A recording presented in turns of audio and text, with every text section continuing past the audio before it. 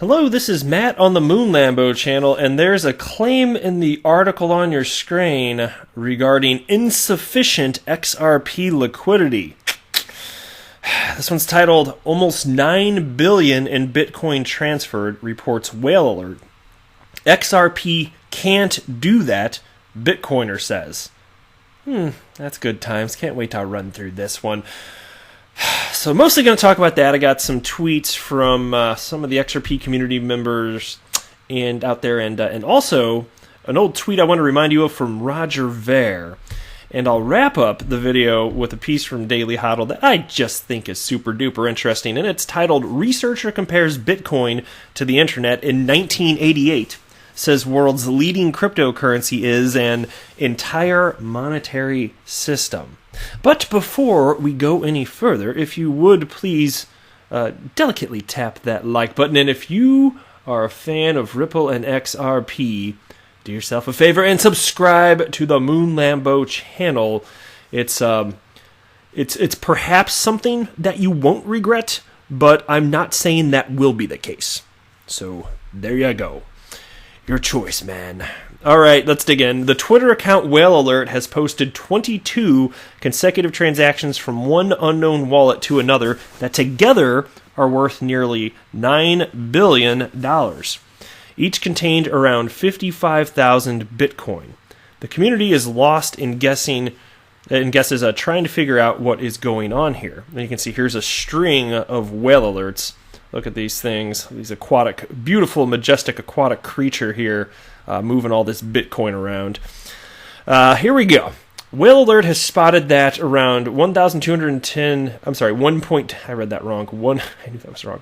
1,210,000 Bitcoin, worth about $9 billion, has been transferred between two unknown wallets over the last 2 hours. The first reaction of the community was there is something wrong with the Whale Alert account.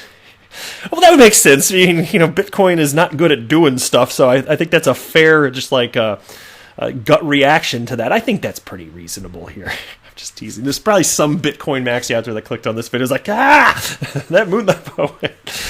All right. The majority of comments are jokes, sarcastic comments, or talks about another Bitcoin dump coming soon. You can see there's a couple on the screen right there. One person tweeted out, how do you even say this? Neocon Social Lib? Neocon Social, there you go, I got it. Way bigger than that. It's over $9 billion so far. My guess, Epstein's assassin just got paid. Good times.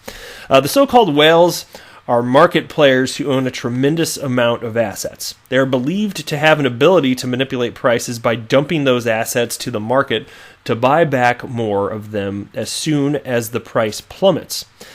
When Whale Alert posted data of large transactions in the past, many users in the comment thread assumed that this is what was happening.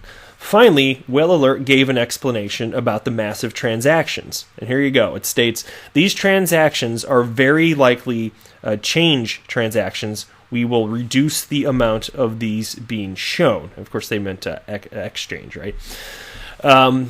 So on Thursday, December 5th, a similar amount, almost $9 billion in Bitcoin, was transferred within just 1 hour.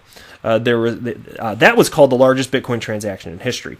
However, the process also proved to be crypto exchanges sending funds to each other for security reasons. Now here we go. We're about to get into some of the fun part here. A crypto analyst at the Moon Carl, when commenting on some of those Bitcoin movements, slightly over $1 billion worth, said that the fee which had to be paid for that totaled just $6.40. No banks would be able to compete with that. Have you heard of on-demand liquidity, my friends? Are you sure about that? The expenses are gonna just completely evaporate. Not completely, but just about. They're pretty much gonna go away. So it'll get it'll be a lot better. Anyway, so here's the tweet. Big Bitcoin transactions in the past few days with extremely low fees. So they cite 46,000 Bitcoin, the fee was 40 cents. 43,500 Bitcoin, the fee was $1. 57,000 Bitcoin, the fee was $5. All right, so if you add these together, then $1.07 billion worth of Bitcoin moved for a fee of $6.40. And it would be even less for XRP, of course, but hey, whatever. Bitcoin maxis. In the comment thread, a Bitcoin fan pointed out that XRP would be unable to transfer so much money for lack of liquidity and due to being centralized. Oh, gotta love this. Here we go. Because Easy XRP here, part of the XRP community, wrote, XRP is much cheaper and, most important, faster. And then somebody named Vianazo, I don't know if that's I don't know, Viejonazo. There you go. Then he's got Bitcoin's got the little lightning symbol up there, so that's how you know that that's a Bitcoin maxi there. And this person wrote, XRP has no liquidity to transfer that amount. It's also centralized, which means those transactions can be frozen or stopped. You can't do that with Bitcoin since it's censorship resistance and has the highest censorship resistance. He meant resistant, but hey, whatever. And has the highest security. There's Bitcoin and there's S-word coins. XRP is an S-word coin. Yeah, about that. So you can talk. So what you're talking about that was just the U.S. dollar's relative value to Bitcoin, but in terms of how many transactions can occur on Ledger, you're gonna hit a serious highway congestion situation substantially sooner on the Bitcoin blockchain because it can only transfer 5 to 7 transactions per second, whereas on-chain XRP can do anywhere from 1,000 to 500. So consider that. Now, in terms of the value, understand that this is a nascent asset class, and so it's just, to me, it seems disingenuous because you could have gone X number of years back and Bitcoin couldn't have transferred however many billions of dollars worth either. But again, that's just relative to a fiat currency. And so it is funny to me on top of that since Bitcoin is supposed to be used in place of money, that it's so important that the U.S. dollar value has such a high level of importance to this specific individual. To me, that should be outside of the scope of what matters to them, right?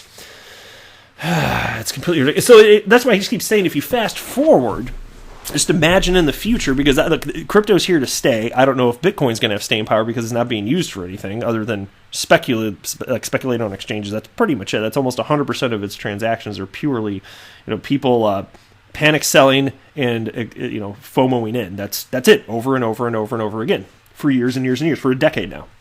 But I still think that eventually, if you could just fast forward far enough, there's going to be a point in time where there will be clearly cryptocurrencies that are solving real-world problems, and some of those coins will have multi-trillion-dollar market caps. And so a tweet like this is not going to age well, and it also doesn't matter. And if you look at the way that XRP is being positioned to be utilized as a bridge currency, the liquidity will increase over time. And as Chris Larson said, that's co-founder of Ripple, he has stated in the past that liquidity begets liquidity. It's the same concept as of just the importance of a network effect. As more entities join a network, then that network becomes more valuable, making it more likely that other people will notice, other entities, and they will join as well. So we're talking about an exponential increase in network activity and adoption.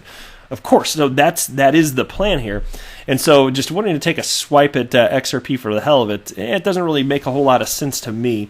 And as far as XRP being frozen, obviously that's bunk. I went through that extensively, so I'm not going to do that in this video, but I did want to highlight this. This is Roger Ver's official Twitter account. And you can see that's got the little check mark, and he's got 591,400 followers, so massive following here. And here's what he wrote on July 31st of 2018. And it's about the concept of XRP being frozen, because that was hot FUD in the summer of 2018, and you still hear it today, but less so because Bitcoin maximalists realize that they just sound stupid spouting lies. But still, it's just... There are so many Bitcoin maxis out there that don't know that's just not true. So here's what Roger Ver wrote. Again, July 31st, 2018. I'm sorry to say that I was fooled by the fake news about XRP addresses being freezable. Thank you at Joel Katz. Joel Katz, by the way, that's the Twitter handle for David Schwartz, who is co-creator of the XRP Ledger and Ripple's CTO. So thank you, Joel Katz, for setting the record straight and for being one of the most interesting people in crypto. Go Ripple, which was an awesome tweet, just an acknowledgement of reality. He's playing nice there, and I think that's really admirable because he had been spouting that type of nonsense, but it wasn't with some sort of ill intent. He was just misinformed, and that's completely forgivable, especially since he's being an adult here and acknowledging it. I think that's very respectable. So this other little troll, Bitcoin troll that I just highlighted, I don't think he knows that. I think most of the individuals in 2019 that have that belief literally are lacking the knowledge to the contrary, which is just unfortunate. Here's a tweet from Lord Lionel.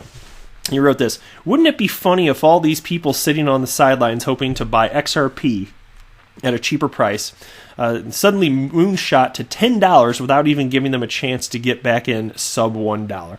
And conceptually, that has been interesting to me because there are all sorts of people out there that time the market, and so that's why I never have, and I'm not offering financial advice because I don't have a financial background at all, but for me, what I decided to do, what I think makes sense for myself, is to just dollar cost average in, and that's what I've been doing for a long time.